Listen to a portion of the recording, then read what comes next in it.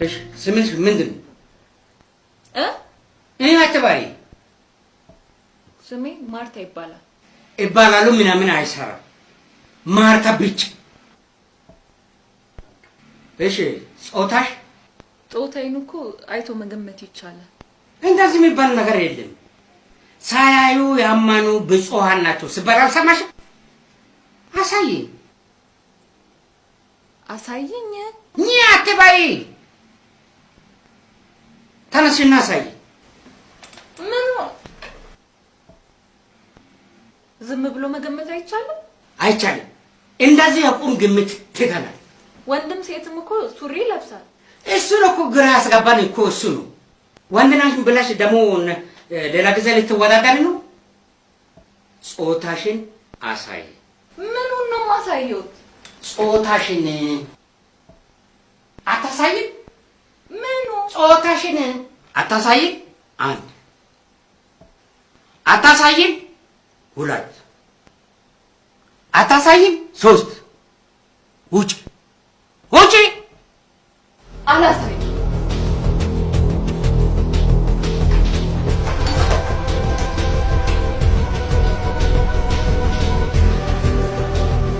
ጾታ ማሳየት ብርቅ ነው እንዴ? ባትል ተራኛ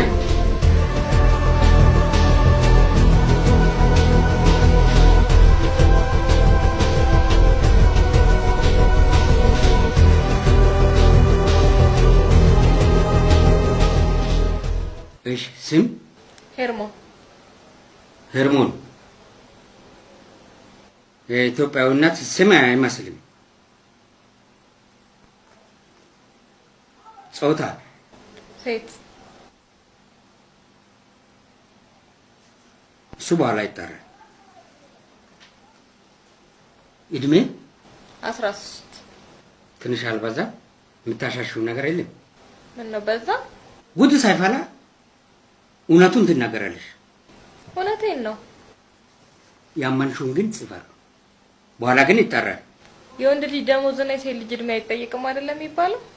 ይጠየቃል፣ ይመረመራል፣ ይጠራል። ህብረተሰቡን ጭንቅላት ለማስፋት ለማንቦርቃቅ የታሰበ ጥያቄ ነው።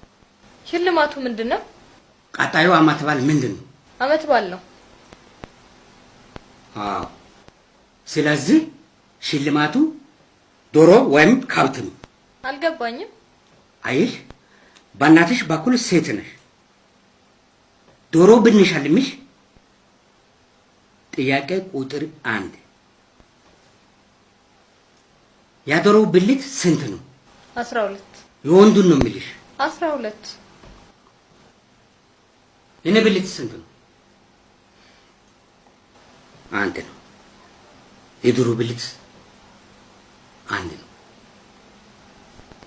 አይሽ ዝም ብለሽ አንቺ እንደ ፋረስ ዝም ብለሽ አትጋልቢ። ጥያቄዎቹን እኮ ዞር ዞር ብለሽ መመለስ አለብሽ። እንደዚህ አይነት ግራ ማጋባ ጥያቄዎች ነው የምንጠብቀው። ተጠንቅቃችሁማ ማወቅ አለባችሁ። ይሄን ገባሽ?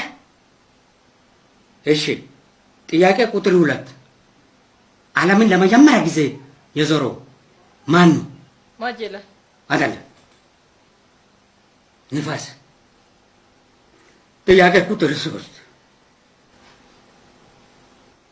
የቤት እንስሳ እና የዱር እንስሳ ተመሳሳይ የሆኑትን ሁለቱን ግለጽ። ድመትና ነብር። አይደለም። የቤት አህያ አለ፣ የዱር አህያ አለ። እሱን ለማለት ፈልጌ ነው። ማለት የትራፊክ መንገድ ላይ ዘብራ አይነት ከለር ያለው ማለት ነው። ጥያቄ ቁጥር 4 የግሪኩ ፈላስፋ አባባሎች አንዱን ጥቀስ። እኔ የማውቀው አለማወቄን ነው። እኔስ? ጥያቄ ቁጥር 5 ስፖርት ድሮግባ ስንት ጎል አገባ? ለምን አገባ? ማን አገባ ብሎት ነው? ይቅርታ፣ እኔ የምለው ይሄ ነገር ጠቅላላ እውቀት ነው ጠቅላላ ድርቀት? ድርቀት ብትይ ምን ትዝ አለኝ? የጭንቅላት ድርቀት አለ፣ ሆድ ድርቀት አለ። ይቅርታ እርስዎን አንድ ጥያቄ ልጠይቅዎት? ይቻላል፣ ጠይቂ። የሬዲዮ ሞገድ ለመጀመሪያ ጊዜ ፈለሰፈው ማን ነው? ታይ እንደዛ አይነት ጥያቄ አትጠይቂ። እኛ እንጠይቃለን እንጂ አንጠየቅም። እኔ ግን መልሱን አላውቅም።